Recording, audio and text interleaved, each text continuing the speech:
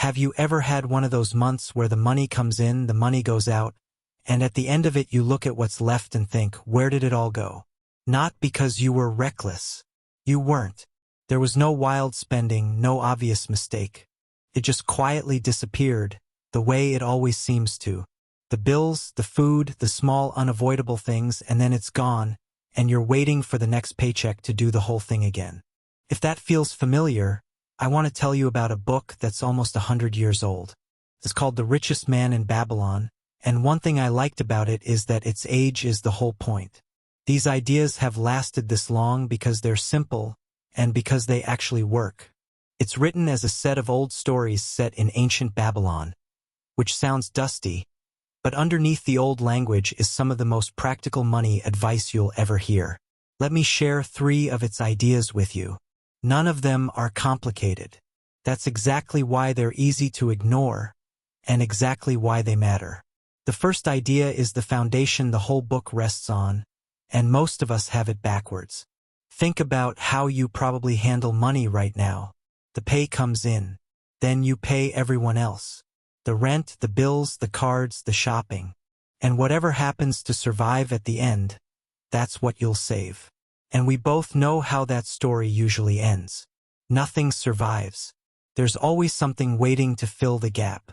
The book turns the whole thing around with one line. A part of all you earn is yours to keep. Before the bills, before anyone else, you take a slice off the top and you set it aside for yourself. The old figure is a 1/10.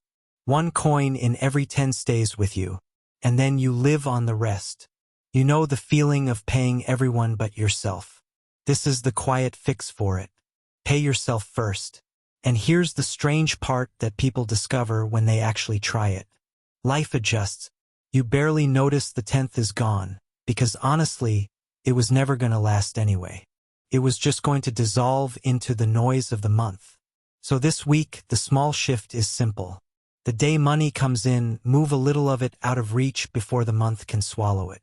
The second idea is what turns a habit into something that actually grows.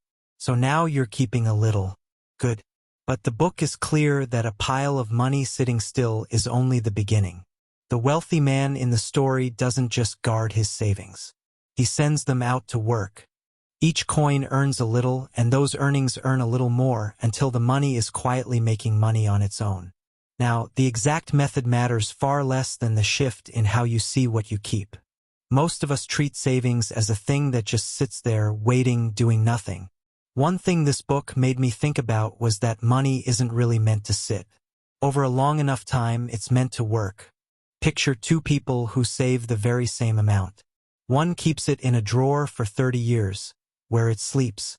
The other lets it quietly earn year after year. They started in exactly the same place, and they end up in completely different lives.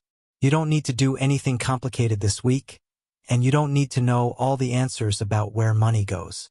You just need to start seeing your savings differently, not as a still pile, as something that's supposed to be doing a job. The third idea is the one that protects the other 2, and it comes with a quiet warning. The book gives advice that is just as true today as it was thousands of years ago. The first job of money is not to grow. It's to not disappear.